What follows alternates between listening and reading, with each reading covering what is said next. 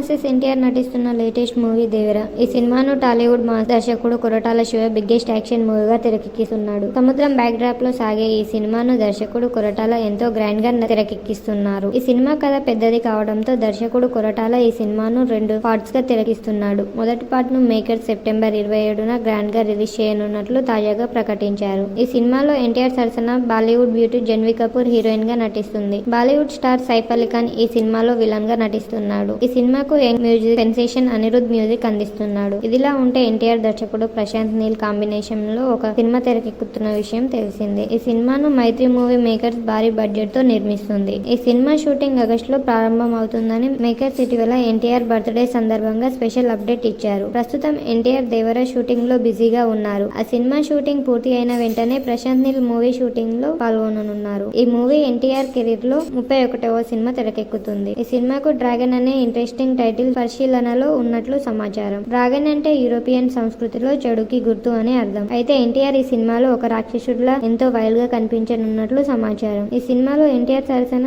National crush Rashmika heroine గా నటించనుందని తెలుస్తుంది. అలాగే ఈ సినిమాలో బాలీవుడ్ స్టార్ బాబీ డియోల్ విలన్ గా కనిపించనున్నట్లు సమాచారం. అలాగే ఈ సినిమాలో బాలీవుడ్ బ్యూటీ ఆలియా భట్ మరో హీరోయిన్ గా నటించనున్నట్లు సమాచారం. త్వరలోనే ఈ సినిమాకు సంబంధించి మేకర్స్ మరిన్ని అప్డేట్స్ ఇవ్వనున్నారు.